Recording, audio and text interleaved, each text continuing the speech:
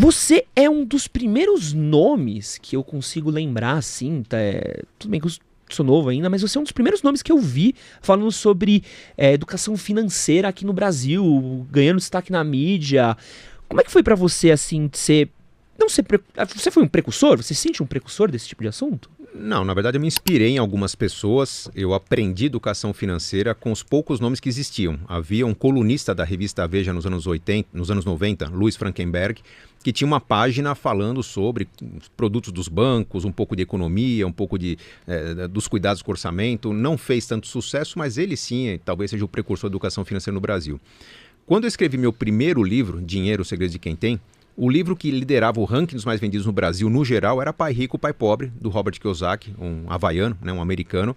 É um livro que faz sucesso até hoje. Bom e livro. havia muito bom livro. Eu recomendo a todos que leiam Pai Rico, Pai Pobre, que dá uma visão meio que escolhas de carreira, de investimentos, trabalho, empreendedorismo, enfim, um livro muito... Ele diz muita coisa em poucas palavras, né? É um livro muito inteligente. E ele era o mais vendido do Brasil e havia um autor brasileiro que estava entre os 10 mais vendidos, que era o Mauro Halford. Ele ficou durante anos na Rádio CBN falando sobre investimentos. Tinha um livro chamado Investimentos que eu considerava excelente.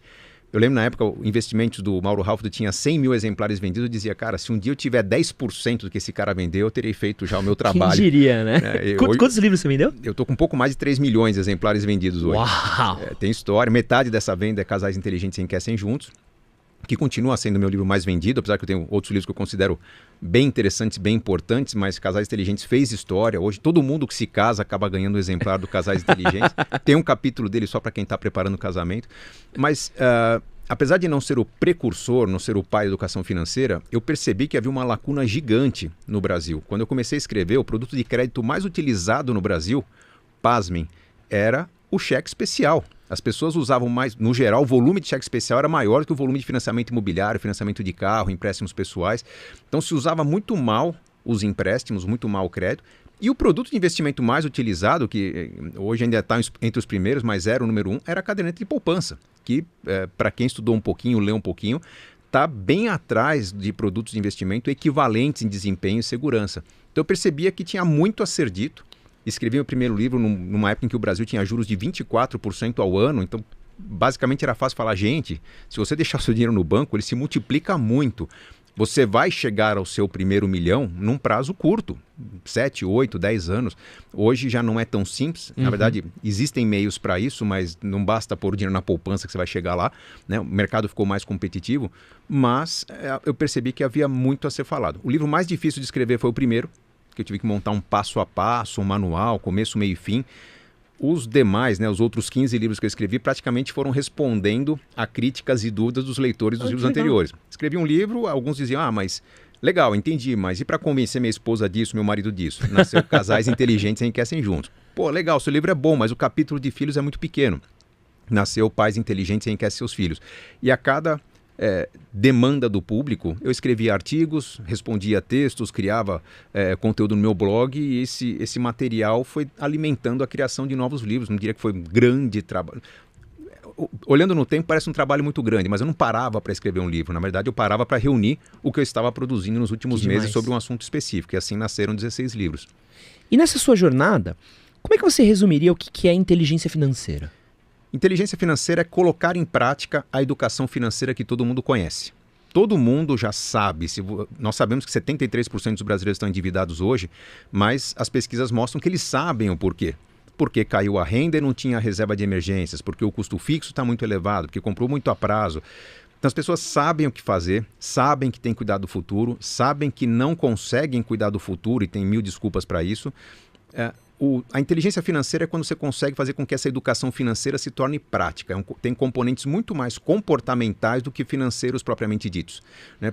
Puxa, se eu ganho, digamos, 2 salários mínimos, que não é uma maravilha, né? O próprio DIEESE, um órgão de governo, diz que o salário mínimo deveria ser de R$6 mil no Brasil, mas se eu ganho R$2 mil, não dá para viver de maneira digna. Não dá, nas grandes cidades brasileiras. Mas será que se de repente eu tivesse um pouco mais de mobilidade, ampliasse meu leque de possibilidades, imaginasse onde que as pessoas que ganham R$2 mil por mês no Brasil vivem bem?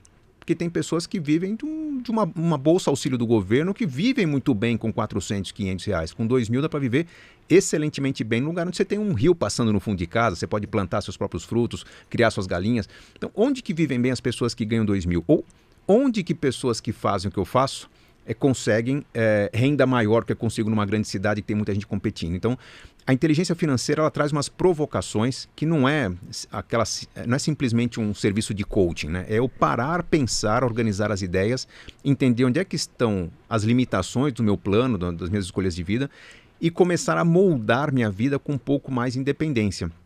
Tem a ver com sobrevivencialismo, não depender do governo, né? Então, pô, se a conta de energia está muito cara, o que eu faço para gastar menos energia, para gerar minha própria energia?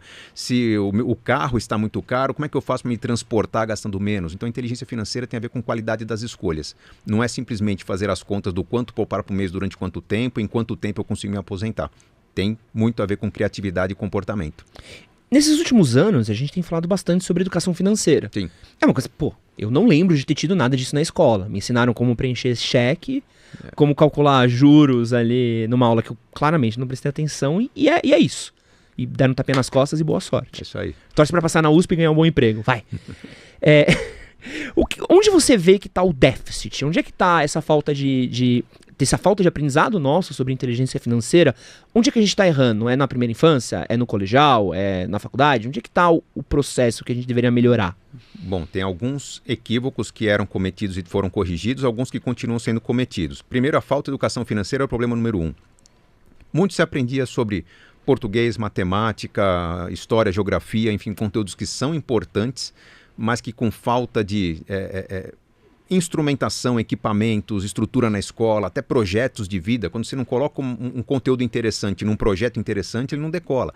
Então, o fato de não ter na escola uma visão do empreendedorismo, uma visão da realização de objetivos na vida, de caminhos do que você tem que concretizar na vida, eu não estou falando só de educação financeira, mas é um conjunto, né? Não tem aprendizado sobre como viver.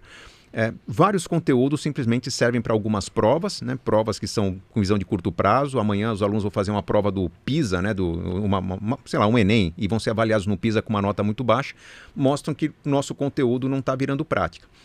Quando se fala, precisamos ter educação financeira na escola, que já tem, começou em 2020, está na Base Nacional Comum Curricular, as crianças têm hoje na escola, não é ter aula de juros, banco, PIX, criptomoedas. É você ter, como acontece hoje no modelo brasileiro, discussão de finanças em todos os conteúdos.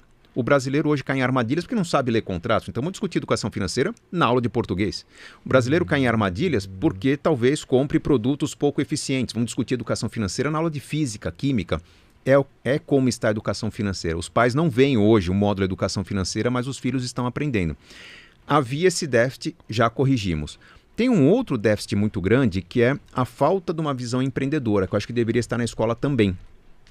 Nós cultuamos durante muito tempo a ideia de que precisávamos resgatar as pessoas que estavam em situação de grande desvantagem, muita desigualdade social. Sim, tínhamos que fazer alguma coisa. Criamos Bolsa Família, auxílio emergencial, uma série de ajudas e facilidades que eram importantes, mas não havia um plano para encerrar essa ajuda. Né? Então você dá um incentivo, você dá um presente para as pessoas.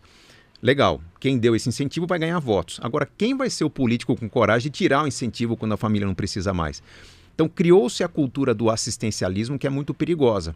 As pessoas às vezes vivem num lugar que podem criar uma horta no fundo de casa, podem colher aquela jaca ou aquela manga no pé, na árvore que está no fundo, mas a pessoa está preferindo ficar sentada em casa ou ficar mandando currículo procurando emprego onde não tem emprego, porque se acostumou com a ajuda dos outros. E isso é muito perigoso. Perceba que se você for para um outro país, não sei se você já morou um tempo fora, eu já morei um tempo no Canadá, quando você imigra para um outro país, um país sério, pelo menos o país que eu morei era assim no Canadá, você chega, se não tem emprego, o governo te dá um programa chamado Outplacement, preparação para emprego. Legal, gratuito, e se eu tiver filhos ainda ganho uma mesadinha, $800 por mês, gratuito. Só que há um compromisso. Se em um ano eu não conseguir emprego com aquele serviço que o governo me dá, simplesmente eu sou deportado, eu volto ao meu país. Então eu tenho uma pressão para colher resultados com aquele esforço que o governo me dá. Aquilo faz com que a empregabilidade aumente bastante, o desemprego fique baixo, o governo consegue absorver uma série de imigrantes. Então há uma contrapartida, não é simplesmente uma doação, tira do rico e dá para o pobre. Nós precisamos tirar dos ricos e ajudar os pobres para que os pobres fiquem ricos e não para que os pobres continuem dependendo dos ricos. Esse é um grande buraco que nós temos no Brasil hoje. Esse que você assistiu foi um corte do nosso podcast com o Gustavo...